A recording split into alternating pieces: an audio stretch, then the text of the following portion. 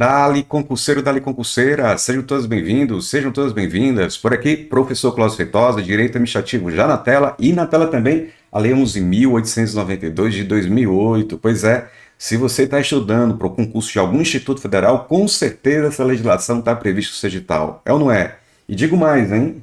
Com chances reais de ter uma, duas questões na prova e que assim seja, porque essa não é uma lei extensa. Pelo contrário, pode observar, no seu edital talvez seja uma das menores leis previstas. Então, se ela tem chances reais de aparecer em prova e não é uma lei extensa, significa então que ela tem uma relação custo-benefício interessantíssima. Então, fazer assim, nos próximos takes, esse e o próximo, eu vou fazer os destaques principais da legislação, sempre preocupado então para você fazer o gabarito sorrir, para você gabaritar. Combinado? Essa lei, ela institui, né, cria os institutos federais, mas na verdade ela tem dois objetivos. Vamos começar então assim, ó. Observe que ela logo no comecinho estabelece os objetivos. Vem comigo. A Lei 11.892 de 2008, ó, institui a Rede Federal de Educação Profissional, Científica e Tecnológica e o que mais? Cria os Institutos Federais de Educação, Ciência e Tecnologia e dá outras providências. Então, são dois objetivos. Primeiro, instituir essa Rede Federal de Educação Profissional e criar os institutos federais. Clóvis, a legislação se preocupa mais com o quê? Com certeza com os institutos federais. Mas para fins de prova, o primeiro ponto é esse. Quem é que compõe, por exemplo, essa rede federal de educação profissional? Quem são os componentes, né, dessa rede federal de educação profissional, científica e tecnológica? Observe no próximo card, está na tela, está aí. Nós temos 5 componentes atualmente da rede federal.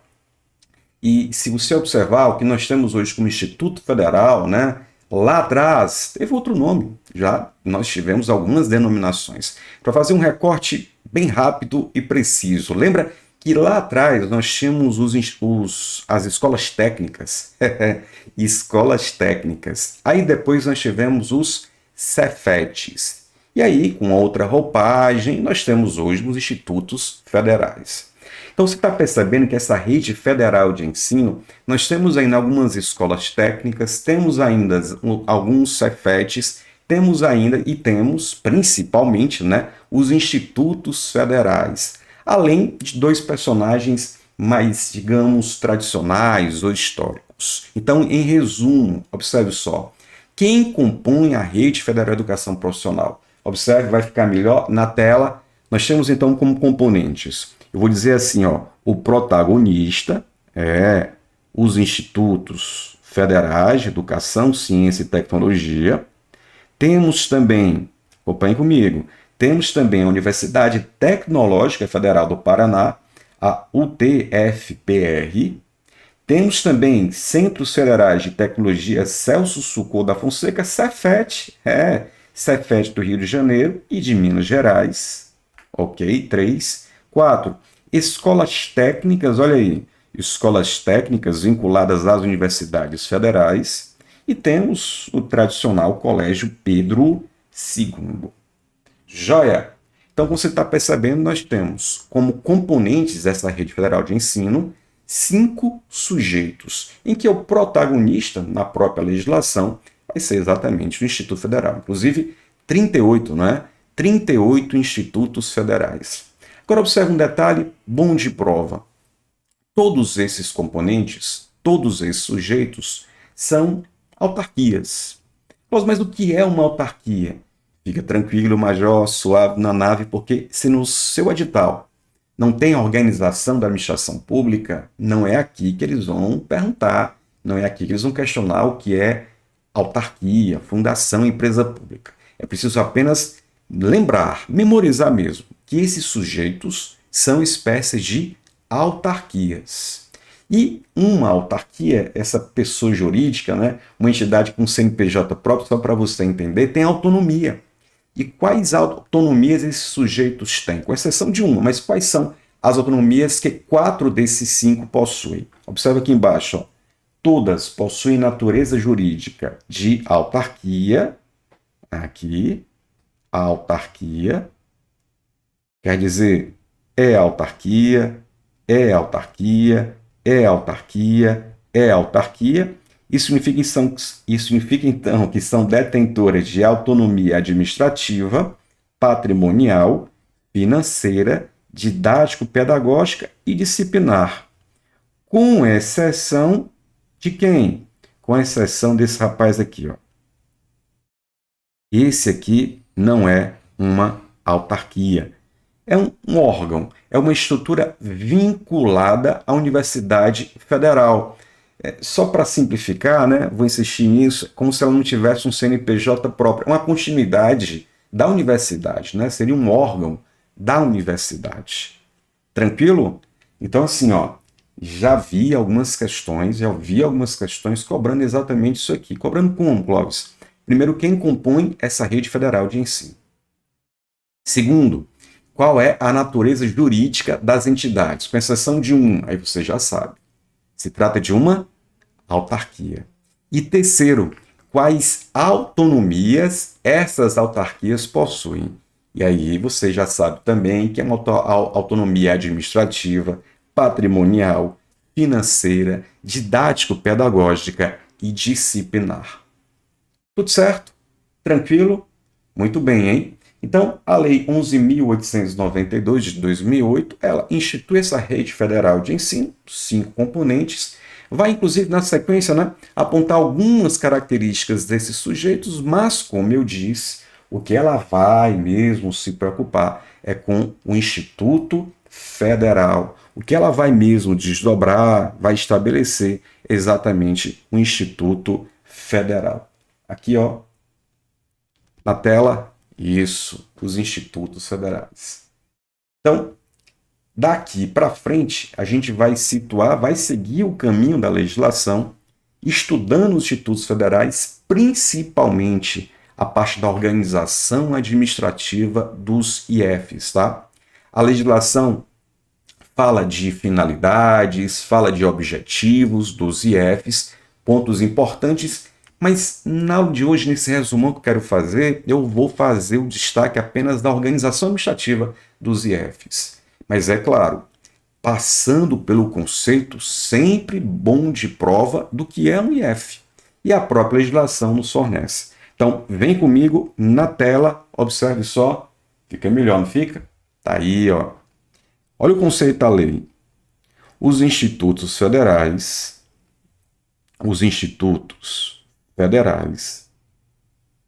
são instituições de educação superior, básica e profissional.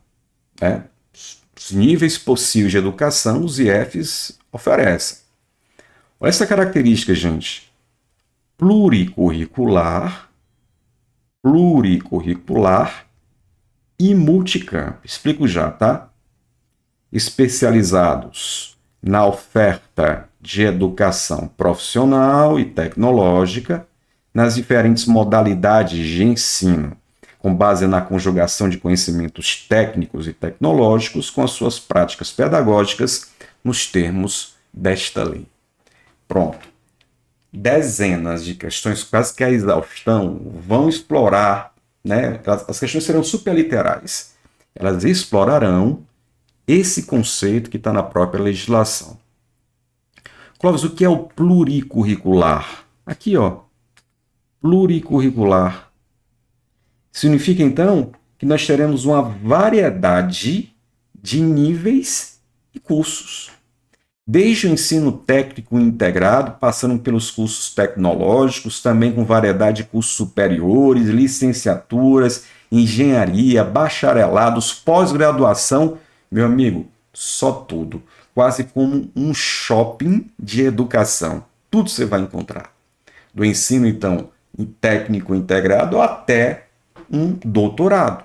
Olha que coisa. E o que é o multicamp? O multicamp significa aqui, ó, multicamp, significa então que nós teremos uma só instituição federal presente em diversos municípios, com a gestão descentralizada, né? Nós temos então o IFCE, mas temos diversas outras unidades espalhadas no interior do estado, né? Abraço o pessoal do interior, pessoal do Iguatu, pessoal do Crato, Sobral e outras unidades. Isso seria multicamp. Então, de novo, os institutos federais são instituições de educação superior, com oferta de superior, básica e profissional, pluricurricular. Nós temos, então, uma diversidade, variedade de níveis e de cursos, desde um curso técnico a um curso de pós-graduação na área da mecatrônica. E o mesmo podendo acontecer em uma área completamente diferente, por exemplo, da gastronomia. Olha que coisa. E multicamp, uma capilaridade geográfica, diversos centros ligados ao mesmo IF, com a pulverização, capilaridade geográfica. Tranquilo? Aí avançando nessa parte mais conceitual, diz assim: para efeito da incidência das disposições que regem a regulação, a avaliação e supervisão das instituições e dos cursos de educação superior, os institutos federais são equiparados às universidades federais. Como nós vimos, os institutos federais podem oferecer também cursos superiores. E nessa sistemática, as disposições de regulação, avaliação e supervisão serão iguais às de uma universidade federal. Outro ponto também que vale destaque: no âmbito de sua atuação, os institutos federais exercerão o papel de instituições acreditadoras e certificadoras de competências profissionais.